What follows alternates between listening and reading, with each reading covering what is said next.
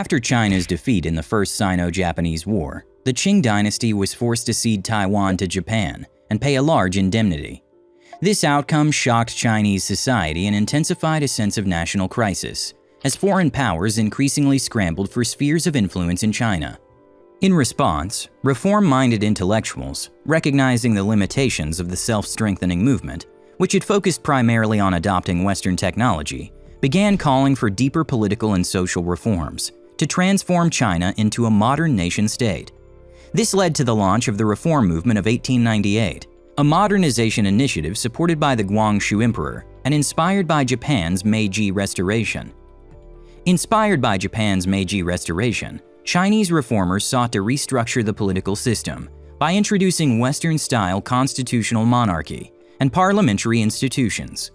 They aimed to modernize various sectors by reforming the civil service examination system, promoting Western-style education, reforming legal and administrative systems, encouraging commerce and industry, and establishing a modern military. These efforts culminated in the 100 Days Reform of 1898, a bold modernization initiative. However, the reforms quickly faced fierce resistance from conservative factions.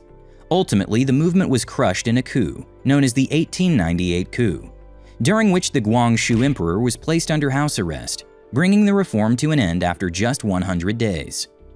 In the wake of the failed reform efforts, the spread of Christianity, and increasing foreign encroachment and exploitation of China's resources, anti-foreign sentiment surged across the country. Against this backdrop, a secret society with roots in the White Lotus tradition emerged in Shandong Province, the Society of Righteous and Harmonious Fists, launching what became known as the Boxer Uprising. This movement sought to defend traditional Chinese culture and independence by opposing Western influence and Christianity. The Boxers, who practiced traditional martial arts, rose in rebellion under the slogan, "Support the Qing, destroy the foreign."